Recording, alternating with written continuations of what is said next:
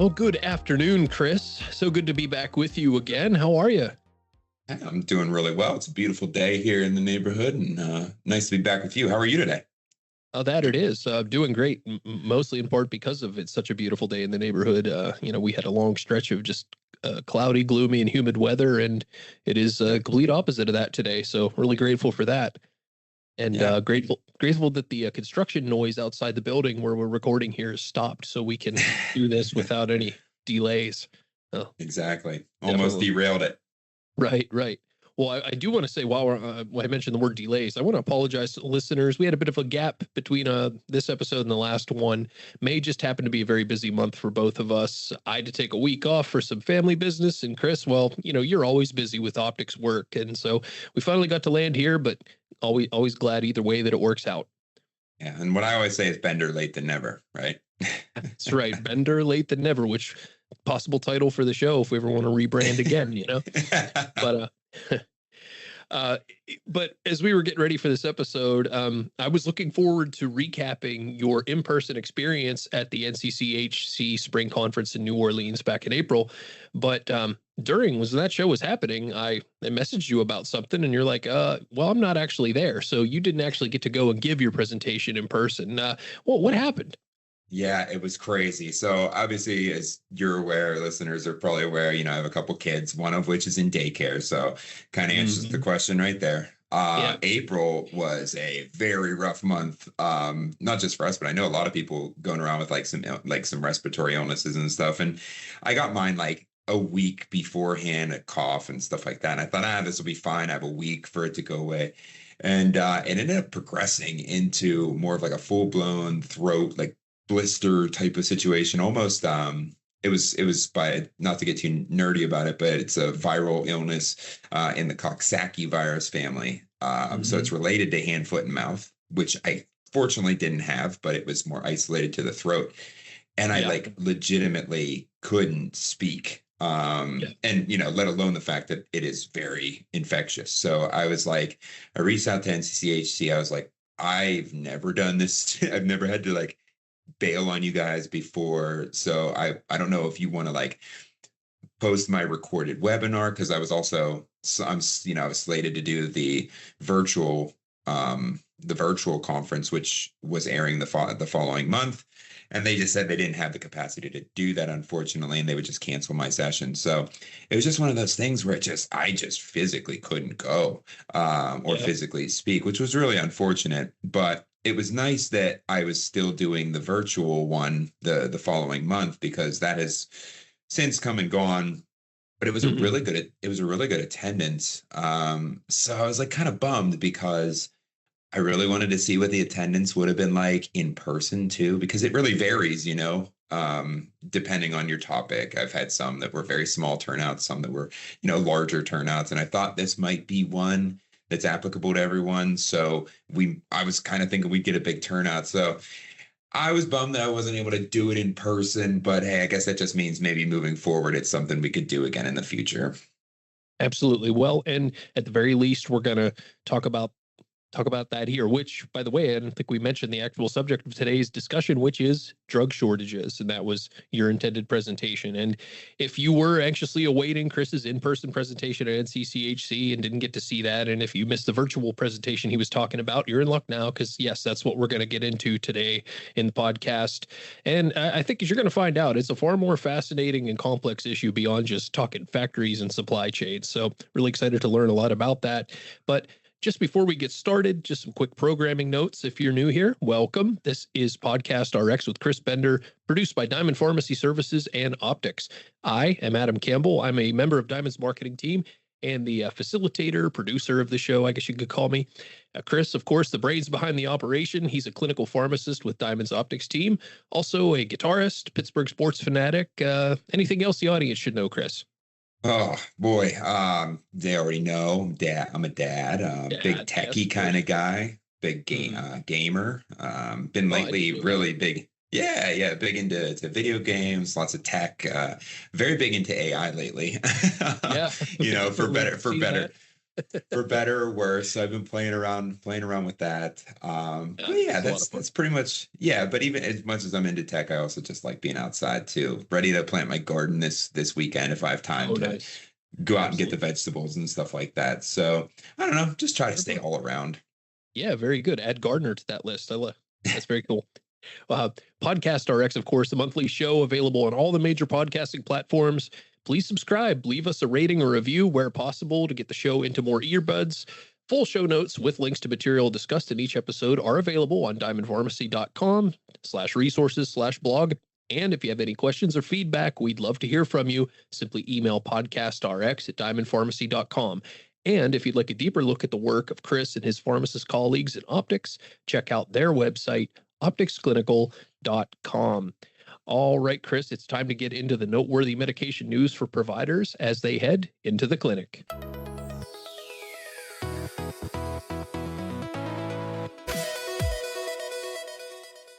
All right.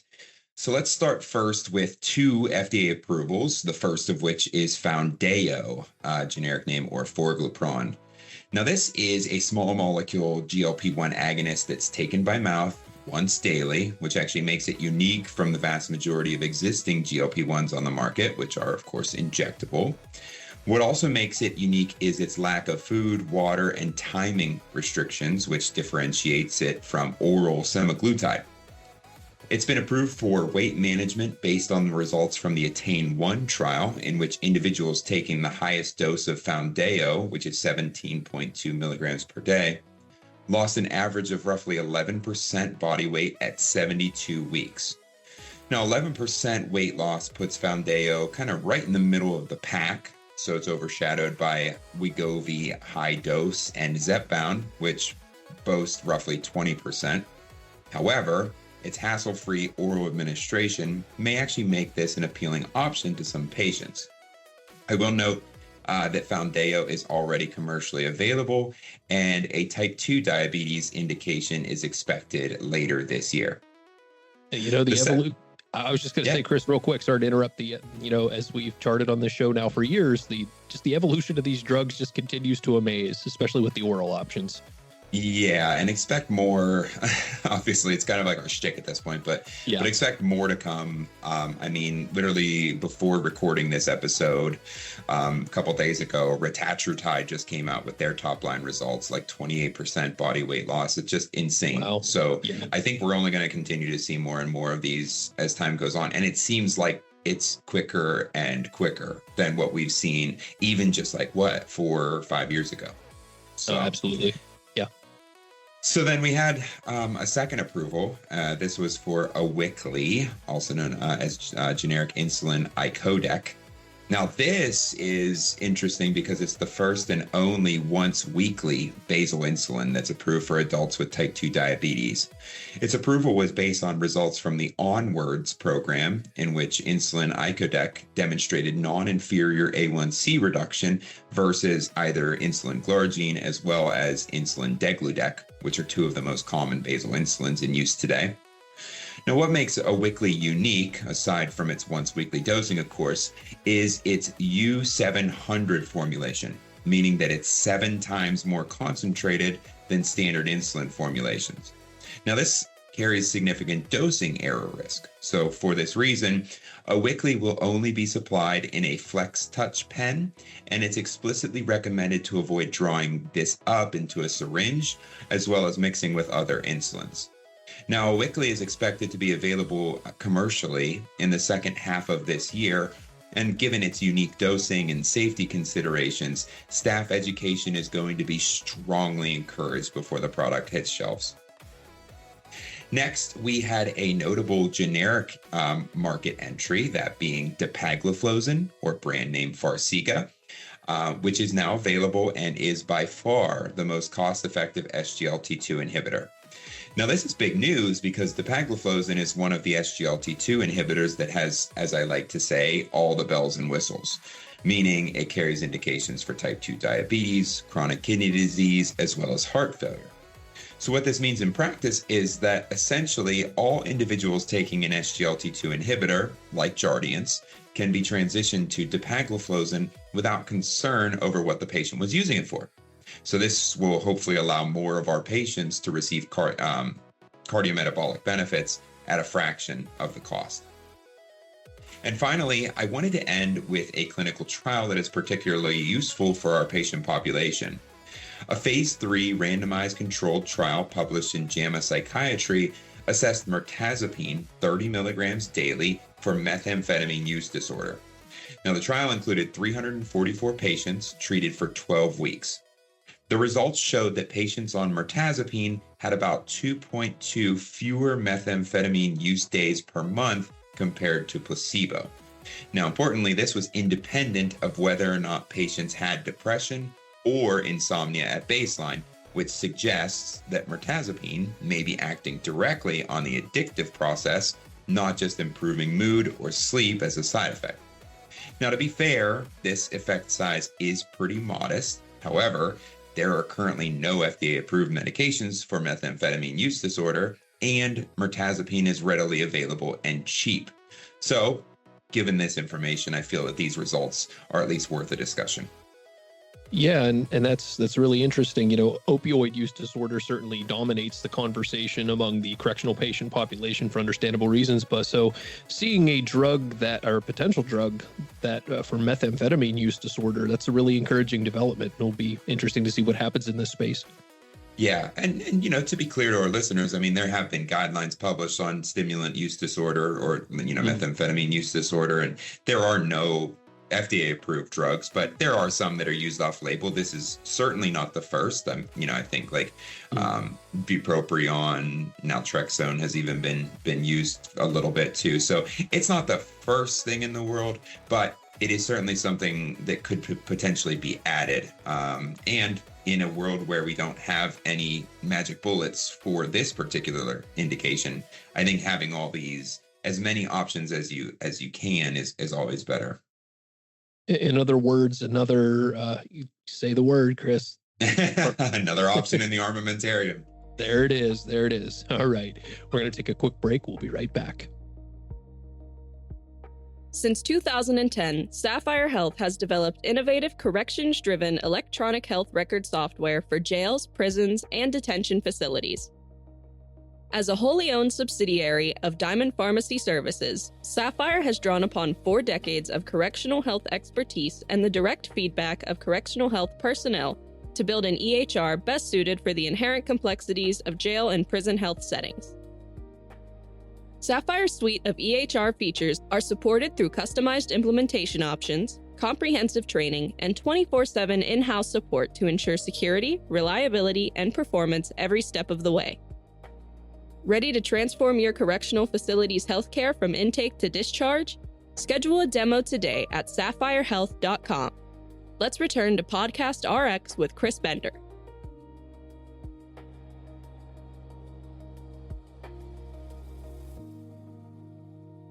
Okay, well, as we said at the top of the show, the folks at NCCHC were bereft of a really great in-person presentation on drug shortages, but their loss is this podcast's gain. Chris, with your presentation on drug shortages, you were going to talk not just about nuts and bolts supply issues, but also the impact on patient care. And while drug shortages are certainly felt in the community setting, their impact in the corrections population can be especially devastating, really. So really looking forward to digging into this with you. And really, we just have to start with, I think, a precise definition of a drug shortage and go from there. So, Chris, where do we start? Yeah, so I think it's best to start with the FDA, who defines a drug shortage as a, quote, period of time when the demand or projected demand for the drug within the United States exceeds the supply of the drug, end quote. I should note that when we're typically discussing drug shortages, we're referring to a nationwide scale, not simply a local supply disruption. And I think that kind of I think that definition kind of is inherent in the wording drug shortage, but it is important just to level set, what we're talking about. Sure. And that's a pretty concise answer to the what question, but how about the why? What are some of the most common causes of drug shortages? So there are really 4 different buckets, and they all kind of feed they kind of all feed into each other. The biggest one is manufacturing and quality failures. About 62% of drug shortages start at the plant level. So either an FDA inspection finds problems, there's a contamination event, a facility gets damaged. And the reason that that's so catastrophic is due to their concentration. In some cases, a drug may be supplied only by a single manufacturer, sometimes from one facility. In these types of cases, when that facility or that manufacturer goes down, that has ripple effects across the whole country. Sure. And not a drug didn't come to mind when you said that. I was thinking about the baby formula shortages around the COVID time. Yeah. Yeah. And this is not a uniquely medicine or medical problem too. This is sort of speaks to supply chain dynamics across the country, across industries as well. Obviously, I'm not as well versed in others, but just from my general layperson knowledge, concentration of supply chain has become one of the larger issues. So, and that's why, that's why kind of, when one goes down, you kind of feel it everywhere. Yeah. And to kind of keep to that point, the second bucket is supply chain concentration more broadly. So, a huge percentage of the active pharmaceutical ingredients, or API, this is the actual chemical that makes the medication work. This comes from overseas, mostly India and China. They control the vast percentage of raw ingredient production in the world. And even beyond that, when the drug hits the shores, there's only 3 wholesale distributors that control about 90% of U.S. drug distribution. So you've got this incredibly thin supply chain with almost no redundancy built into the system. So that was 2. But third, and this one surprises people, is economics. The drugs actually most likely to go into shortage are cheap generics, not the expensive brand name medications. This is because the margins of these drugs, of these generic drugs, are so thin that manufacturers have no buffer. So they can't afford to invest in backup capacity or quality upgrades. And in some cases, when something goes wrong, it's often easier to just stop making the drug than to fix the problem. And that economic or lack of economic incentive is actually one of the main reasons why we have, not as many generic manufacturers as we could, with some generic medications having 2 or 3 manufacturers, when a more robust supply chain would have 7 or 8 manufacturers of that generic medication. Oh, sorry, Chris. I was just going to interject real quick that, when you started to bring up that point, my mind did go to the brand name medications. Again, bringing up our favorite topic, GLP-1s. But I remember, of course, that was a brand drug that was in short supply there for some time. That, but it certainly flips the expectation when you talk about it's the generics that are more likely to go into shortage. Yeah, and I think that's what surprised me the most was like looking in preparation for this presentation. The number that stood out to me was like oral solid generic medications, like tablets and capsules and stuff. Usually they're making like 1 cent per dose, per capsule, per tablet, which, at the volume of scale is a considerable amount. But when you think about the amount, that 1 penny per pill is really not that much margin. So they don't really have that much to invest. Whereas if you think about a brand name medication, you would think on its face, like, hey, there's one manufacturer here. So if that manufacturer goes down, that's really bad. But their markups are usually more robust, and the coffers are often a little bit more full economically, and they're able to invest better into infrastructure and backup supply lines and stuff. So it seems counterintuitive on its face, but when you look at the economics, it starts to make sense why generics are such a fragile market. Yeah. And then the 4th bucket is regulatory gaps. There are many manufacturing facilities globally that are non-compliant with FDA standards. Reporting requirements that were put in place after a big shortage crisis in 2012 are actually widely ignored. And there's no real national strategic reserve for generic drugs the way there is for, say, vaccines or certain biologics. So again, in this case, when things break down, there's really no safety net. Hmm. Are there any classes of drugs or therapeutics that are especially susceptible to shortages? There are. So sterile injectables are the most commonly affected, and these represent over half of all shortage drugs. This is mainly because of manufacturing complexities and more limited manufacturers in this area of the market. They require more aseptic technique, a lot more technique in general. So they're harder to produce. And because it's harder to produce, there are less manufacturers that are willing to do that. And that's like your insulins, antibiotics, things like that, right? Yes, exactly. Those are probably the biggest two. Anything, and then any injectables across the world or across the market, even including like even something as simple as like IV fluid bags. Those have been in and out and had issues. So anything that you think about, anything that you're injecting into your body, you need it to be safer than, not to say tablets and capsules aren't, but the utmost requirements are for those that you're injecting into the body, just due to the higher risk that a person is taking on by injecting them into the body. So harder to manufacture, less incentive for manufacturers to get into the market for those. So, I mean, if I'm being honest, if I were a manufacturer, I would rather get into a market with potentially less profitability, but much less overhead in terms of manufacturing and scale. Right. But in terms of therapeutic categories, there are some that are more prone than others, and this isn't necessarily due to anything other than generic number of generic manufacturers. It doesn't necessarily relate to the difficulty in manufacture, but these therapeutic categories include psychiatry, oncology, infectious disease like antibiotics, neurology, acute cardiovascular drugs, analgesics, and sedatives, as well as parenteral nutrition. So basically, we're thinking like critical care drugs, cancer drugs, and psychiatric medications. And of course, many of those are applicable to our correctional care environment. Yeah, absolutely. I wanted to say this, looking at your presentation as we prepared for this episode, perhaps the most eye-opening facet of it for me anyway was just the realization that drug shortages, they aren't just occasional blimps or blips, rather, not blimps. They're definitely not blips, but blips or bumps in the road, but really it's a sustained systemic issue in healthcare. You cited that the average drug shortage lasts over 3 years. And so what are some other numbers that would surprise people listening to this episode? Yeah, so that duration statistic is really the one that tends to hit people the hardest. But I think what's more is that in 2024, there were 27 drug shortages that had been ongoing for more than 5 years, which, if you think about it, that's a really long time for a drug to be in shortage. So nowadays, when we talk about managing a drug shortage, we're not just talking about scrambling around to make something work for 2 weeks.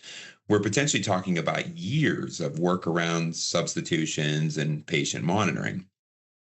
But the active shortage count is also pretty striking. So in Q1 of 2024, there were 323 drugs simultaneously in shortage, which was actually an all-time record. Now, to be fair, this number has improved.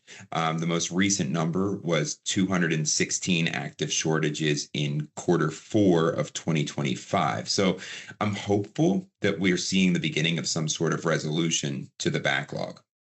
But regardless, I think these numbers emphasize the importance of drug shortage management as a core operational competency nowadays, rather than a bridge that you cross when you get to it. Yeah, I mean, how could you possibly think of it any other way when you have long durations like that? Let's Yeah. talk some precise examples here, like heparin, for instance. Yeah, heparin is a really great example because it illustrates how fragile the supply chain is and how long the consequences can last. So in 2017, Hurricane Maria hit Puerto Rico and severely damaged the Baxter manufacturing facility there. And this one wasn't just a major heparin supplier, it was the dominant one for the pre-mixed IV bags. So you have one hurricane, one facility, and then suddenly the country is scrambling for heparin. So recovery was slow, and then COVID hit in 2020. And as we all know, the ICU census exploded, heparin demand surged, and the shortage deepened again before it really had resolved from that first hit, unfortunately. Then in 2023, a tornado struck a warehouse in North Carolina that was storing heparin inventory. And this wasn't even a manufacturing plant. This was just a storage warehouse. And that was enough to significantly worsen a shortage that was already ongoing and lead to the current day. Oh, yeah, good.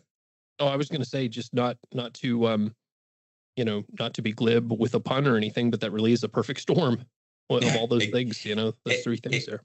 Exactly. And this is just one of those things, you could call it bad luck, call it whatever you want. But, at the end of the day, it's almost like bad planning, because if you can be taken out by just a series of bad luck, I mean, your supply chain isn't, your resiliency isn't that high, I guess. And I mean, even as of this recording, heparin pre-mixed IV bags are still in shortage. And we're what now? 8-9 years after a single hurricane. And like I said, the reason is simple. There's no redundancy. There's no backup plant, no strategic reserve, and no recovery buffer to kind of help during these periods. That you've laid out here pretty clearly how drug shortages are certainly not a new problem. And it is surprising in a way that manufacturers that rake in billions, let's be frank, they're kind of caught in the back foot and seem to be without contingencies for these very, established issues like this. It's just interesting. Yeah, I know you would think that there'd be a lot more money going toward the resiliency rather than, elsewhere. Yeah, I can imagine the complexities even within just addressing that, but it's still pretty surprising in a way. Mm-hmm. Well, okay, so let's shift away from the causes and look at what happens to the end users during a drug shortage. For many patients, drug shortages transcend mere inconvenience. No surprise there, but illustrate for me and the listeners exactly how serious a drug shortage can be for patients. Yeah, so there's actually a published body of peer-reviewed literature on this, and the findings are pretty sobering. So there was actually a review that found that drug shortages were associated with elevated mortality in 10 out of 16 studies that looked for that outcome, adverse reactions in 14 out of 24 studies, and higher costs in every single study that measured costs. And, unfortunately, I think that we all can probably we probably all could have imagined this, drug shortages, not ideal in most cases. And the mechanisms are varied. Sometimes a clinically non-equivalent substitute is used and the patient does worse on it. Sometimes care is delayed because no alternative is immediately available. Sometimes providers make dosing errors because they're working with an unfamiliar concentration, formulation, medication, or sometimes a procedure or treatment just gets canceled outright.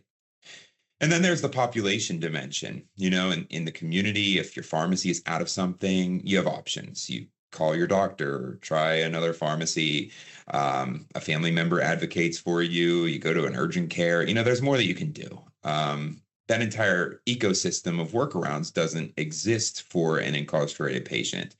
If a drug isn't available in your facility, it's just unavailable to them. And that's the part that, that we all really got to pay attention to. Yeah. Well, let's look at another real world example with norepinephrine. This shortage resulted in the FDA taking some action to mitigate the effects of drug shortages overall. So what exactly happened here? Yeah, this was kind of new to me because this predated me.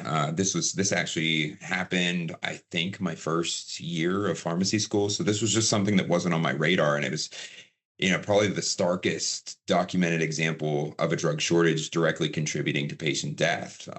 This was published in JAMA in 2017. So basically, norepinephrine is the first line vasopressor for septic shock. So when a patient's blood pressure crashes from a severe infection, norepinephrine is what keeps it up. In 2011, manufacturing failures caused a national shortage, and hospitals were forced to substitute other things like phenylephrine, which works through a different mechanism and doesn't support cardiac output quite the way that norepinephrine does. So this paper in 2017, the authors looked at what happened to patients treated during that shortage period. And the finding was that patients had significantly higher in-hospital mortality compared to patients treated before the shortage. And importantly, there was a dose-response relationship here. So hospitals with more shortage exposure had proportionally worse levels of mortality. So, to what you said in your question, in terms of the FDA's response, the shortage actually accelerated the FDA's push for the manufacturer notification requirements that became part of the 2012 FDA Safety and Innovation Act. So, in a grim way, the norepinephrine situation kind of directly contributed to the regulatory mechanism that actually reduced new shortage rates moving forward. Let's zoom out from that. Aside from the patient care concerns, what other ways do drug shortages negatively affect healthcare as a whole? And what are factors the average person might not consider? Yeah, there are a few that I think are kind of underappreciated. So one is the cognitive burden on clinicians. So when you prescribe or when a clinician prescribes a medication, they often have a mental model of how it works, how to dose it, what to watch for. When you use a substitute medication, that kind of resets that model, often under time pressures, because let's be honest, they don't have a ton of time in the clinic, often for a drug that they're using less frequently. And so there's a patient safety risk that doesn't show up in shortage statistics, but it's still very real. I would assume that. I was real quick, Chris. I was going to assume that was part of the norepinephrine shortage you just talked about. Yeah, exactly. I mean, and because you're reaching for, we're very used to using first line medications. Those are, you have a mental model. You're really committing those to memory. It's just like you get down into the weeds of those second and third line drugs, unless you're looking up every single thing every single time, which of course, as a pharmacist, I'm a big advocate for. But I know that in reality, that's not always happening. You're kind of reaching further down the barrel. Things are going to happen. Yeah. For nurses, the single most common shortage-related medication error involves dosing because, that same drug from a different manufacturer, it might come in a different concentration, might come in a different vial size, so you may drop the wrong amount of medication because the concentration is wrong. And if you combine that with the alert fatigue that they're probably experiencing from their EHR, that could be a dangerous combination. And then there's cost. One Vizient survey found that hospitals spending nearly, they found that they found hospitals are spending nearly $900 million annually in labor costs alone managing drug shortages. And that's now more than double of what it was in 2019. That's pharmacy staff time, nursing time, physician time, all spent on completing workarounds rather than direct patient care. And then for corrections specifically, and this is very important to consider, there's legal exposure. So poor documentation of shortage management, meaning you didn't have a protocol, you didn't record what substitution was made and why, that all can become evidence of inadequate care in litigation. A shortage doesn't lower the standard of care you're expected to meet. In some ways, it actually raises the bar because it forces you to demonstrate that you made a reasonable documented response. So I think that's part that goes a lot, we're all very aware of the litigious nature of our environment. But I think when it comes to shortages, that's something that we may not be considering as highly as we should be. Yeah. And of course, you just pretty much said this, but yeah, when you're looking at drug shortages through the lens of correctional healthcare, the stakes are certainly higher for providers and patients. Also, there's a constitutional dimension to this, the constitutional guarantee to adequate health care for incarcerated patients. And at the same time, incarcerated patients can't just choose their pharmacy and healthcare plans. So I was curious, what other unique vulnerabilities are there to consider with drug shortages and corrections? Yeah, so the constitutional piece, Estelle v. Gamble, 1976, is of course the foundation. We're all well aware deliberate indifference to the serious medical needs of prisoners is cruel and unusual punishment under the Eighth Amendment. And that's settled law that hasn't changed in 50 years, of course. Now, the practical implication is that a drug shortage doesn't pause that obligation. If anything, like I said before, it kind of intensifies it because now you have to demonstrate that you made a reasonable, proactive effort to find alternatives, as well as provide documentation of what you did. But beyond the legal piece, there are a few structural vulnerabilities that are pretty unique to our setting. Formulary rigidity is one of them. In many cases, formularies are tightly controlled for good reason, such as cost, standardization, diversion prevention in some cases. But that same structure creates a bit of a bottleneck when your formulary drug goes into shortages or goes into a shortage.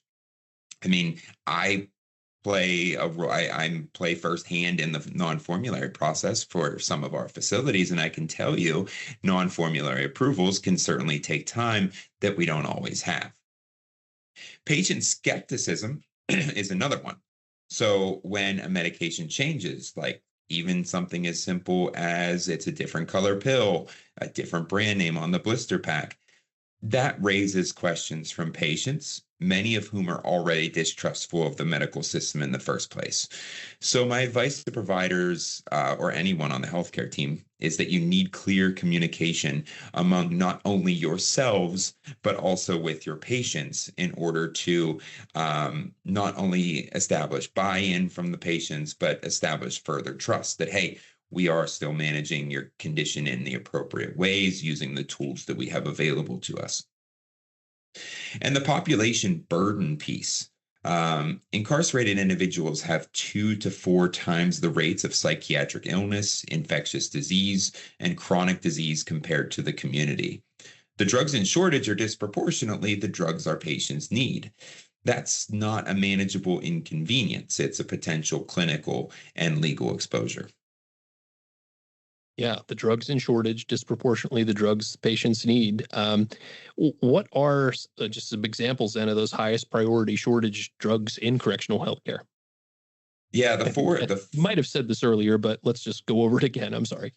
Oh, no, before we had mentioned what the most prone therapeutic categories are, these aren't necessarily the areas in which we should be prioritizing because there is some overlap, but they can be distinct, and that'll make sense in a moment. So the 4 key areas that I think we should prioritize to protect ourselves against shortage in corrections are psych, opioid use disorder, infectious disease, and insulin. Now, like I said, that's not to say that all of these are necessarily prone to shortage, but rather areas in which shortages, if they were to occur, would have the largest impact. Gotcha. So psyche and this can differ. I will say these groups of medications, a facility may have 4 different groups of medications. This is all what is the most unique to your patient population. But from a general correction standpoint, these kind of stand out to me.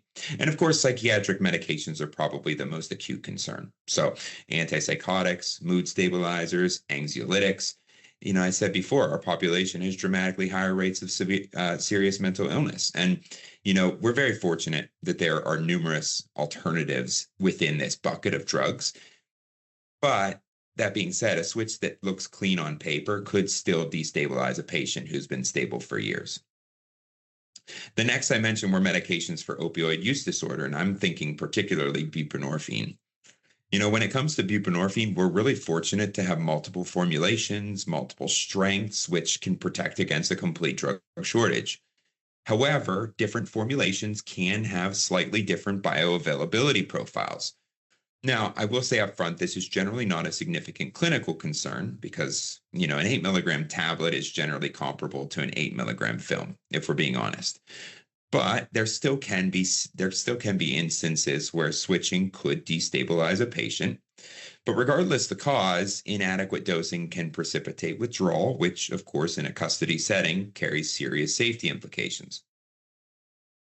Now, when it comes to infectious disease, the big ones that I think of are treatments for tuberculosis, HIV, and hepatitis C, many of which are single source brand only agents. And I know we had mentioned at the beginning that, the brand ones are typically more resilient because they have more economic incentive. But given that they are single source, they're still at risk for shortage. So treatment interruptions within these regimens can actually drive drug resistance. So a resistant TB case in a correctional facility is not just an individual clinical issue. It's more of a public health issue that could affect staff, other patients, and even the community upon that patient's release. And then finally, We have insulin. Diabetes is significantly more prevalent in our population, and formulary driven insulin switches, say a patient going from like a long-acting basal insulin to NPH, they do require some degree of careful monitoring and patient education that isn't always easy to deliver in a custody setting. So, without the monitoring part or without nursing oversight and access, you could potentially get hypo or hyperglycemic crises. I was curious which drug shortages are especially top of mind for you and your colleagues in the optics team as we record this. Yeah, so I was kind of hoping that from the time this I prepared this presentation, which is now at this point, gosh, 6 months. I was like, these examples won't be relevant by the time we actually present or record the podcast. But lo and behold, here we are, and they're still prevalent and top of mind, unfortunately. And the first is Bicillin LA, which has been in shortage since 2023. This one is notable because Bicillin LA is the treatment of choice for syphilis among the general population, but more importantly, it is the only treatment for congenital syphilis and syphilis in pregnancy. Now, currently, health departments recommend using doxycycline for all non-pregnant patients. And this is because doxycycline has comparable efficacy, though the evidence on that is more limited. The main drawback, of course, with using doxy is ensuring patient adherence, given that it's a twice daily regimen as opposed to Bicillin LA's once weekly dosing. For pregnant patients, however, facilities are advised to contact their local health department as they've been reserving stock of Bicillin LA, what stock they have, given the lack of therapeutic alternatives for that patient population. And the second top of mind is injectable lorazepam, which has been in shortage since 2021. Another one of those drugs with a 5-year shortage period. Injectable lorazepam is pretty much a go-to option in emergency boxes in facilities for the acute treatment of seizures and even acute agitation.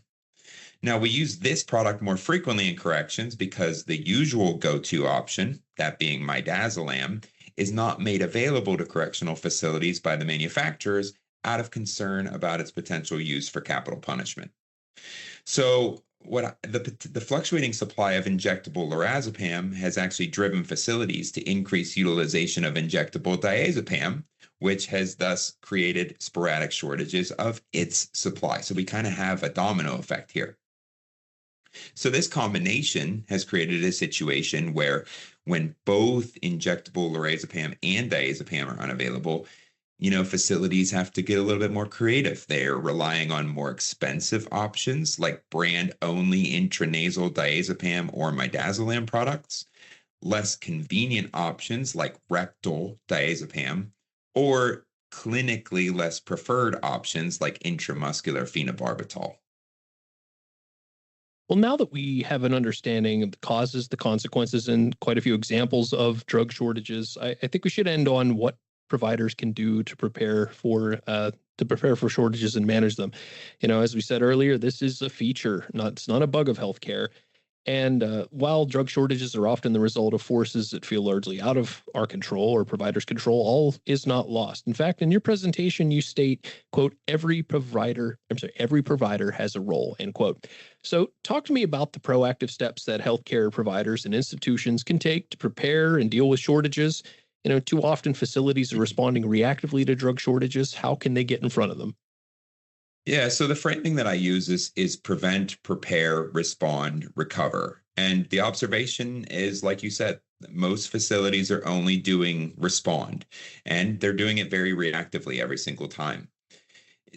When you think about it just from a general life perspective, the highest return on investment is in the first 2 phases because they reduce the burden and the risk of every crisis that follows. So on the prevention side, it's about building buffer inventory for your highest risk drugs, 30 to 90 days of supply for the medications your population depends on the most. Now, I'm well aware that it definitely costs money to carry that inventory, but that cost is trivially small compared to the patient's safety and legal costs and the potential legal costs of running out.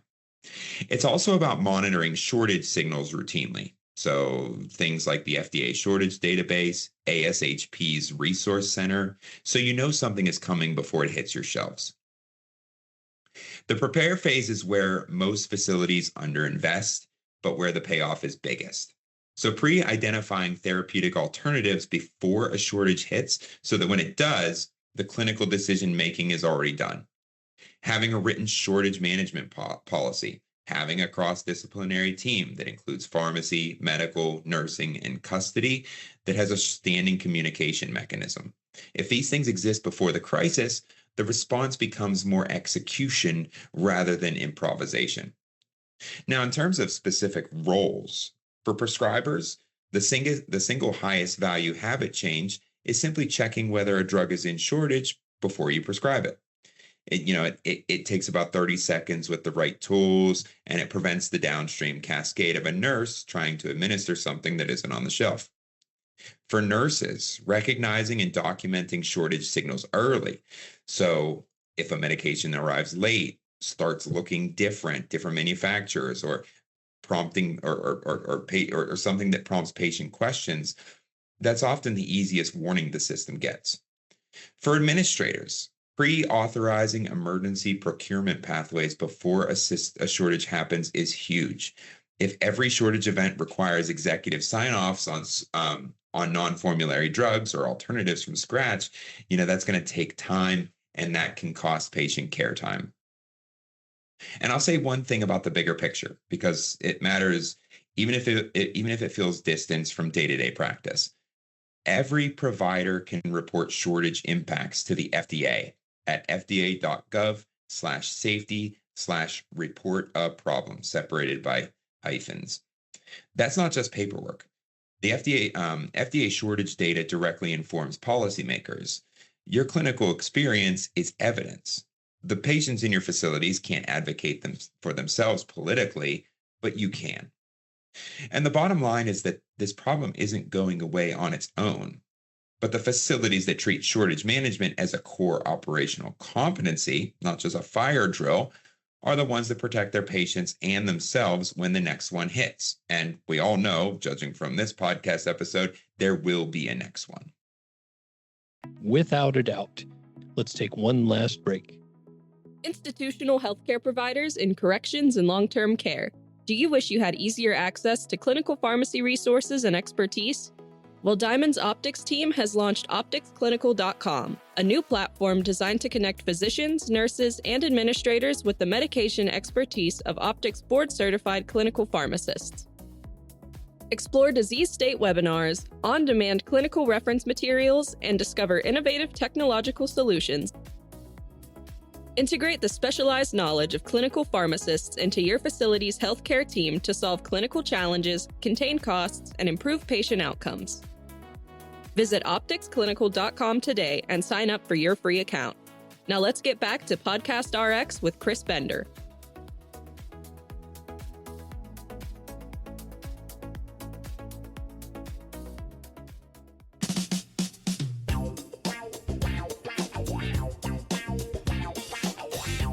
All right, well, as we love to do here on Podcast RX with Chris Bender, it's time to tie back today's discussion to the distant past with our Trivia Capsule segment. And, I was curious what the oldest known drug shortage was that was on par with the examples we talked about today. I thought we'd get an older example, but from what research shows, we go back to the 17th century and look at quinine. Chris? Well, ancient Egypt was known for their robust supply lines, so I guess we gotta reach back to the 17th century instead. Fair enough. But anyway, here's the story. So malaria was devastating Europe and colonial populations in the 1600s, and the only effective treatment was the bark of a South American tree called cinchona or cinchona, I'm not sure, what became known as Peruvian bark or Jesuits bark. Indigenous people in the Andes had been using it for generations. Jesuit missionaries brought it to Europe around 1630, and it worked so well that one Italian physician in the early 18th century said its introduction to medicine was as important as the discovery of gunpowder was to warfare, which is pretty high praise. Mm-hmm. The problem here is that the entire world's supply grew in one geographic region, the Andean countries of Peru, Ecuador, Colombia, and Bolivia, and they knew it. So after independence from Spain in the early 19th century, those nations imposed strict export bans on cinchona seeds and plants to protect their monopoly. They would sell you the bark, but they weren't letting you grow your own. So this created exactly the kind of single source supply vulnerability that we talk about with drug shortages today. European powers, Britain, France, the Netherlands, needed quinine to maintain their colonial presence in malaria endemic regions. So they did what countries apparently do when the supply chain fails them. They sent people to steal it. Multiple smuggling expeditions were dispatched to the Andes to sneak out the seeds. Now, most of them got low yield species and the plantations failed. But in 1865, an English entrepreneur named Charles Ledger, with the help of a Bolivian man named Manuel Incra Mamani, who had intimate knowledge of the local trees, actually managed to smuggle out seeds of a high quinine species from the Peruvian-Bolivian border. Ledger offered them to the British government first. They passed. The Dutch bought the bag, reportedly for about 100 guilders, and planted them in Java. Those trees, later named Cinchona ledgeriana, yielded up to 13% quinine in their bark. Within decades, Dutch Java was supplying 97% of the world's quinine, and the South American monopoly was broken.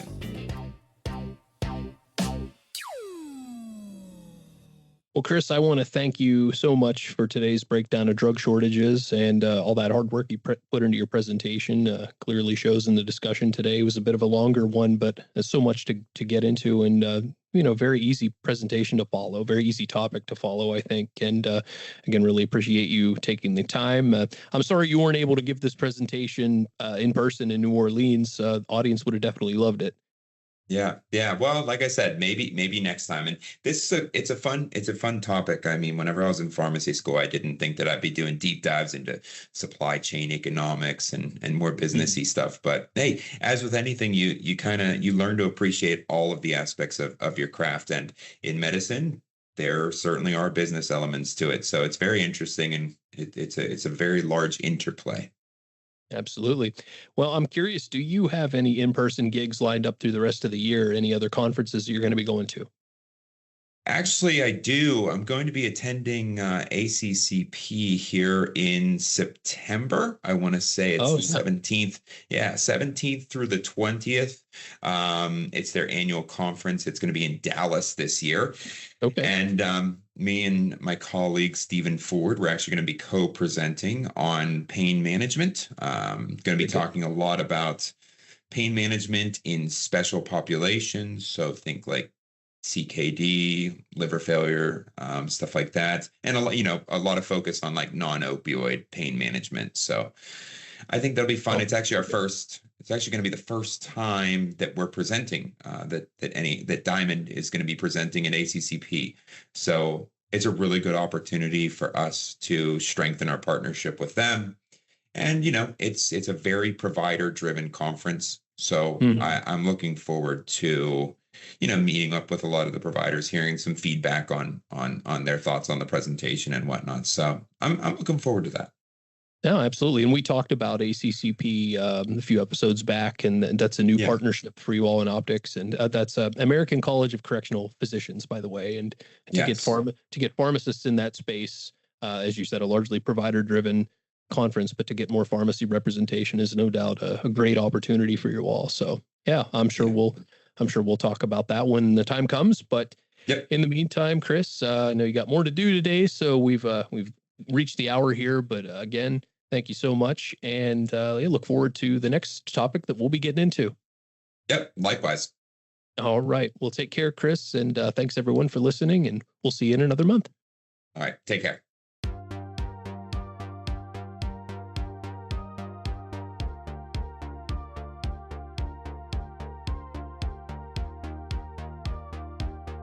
Podcast RX features conversations with healthcare professionals. The statements and opinions discussed herein are for informational purposes only. This podcast should not be considered professional medical advice and should not be used as the substitute for the advice of an appropriately qualified and licensed healthcare professional. Therefore, listeners must not rely on the statements made herein.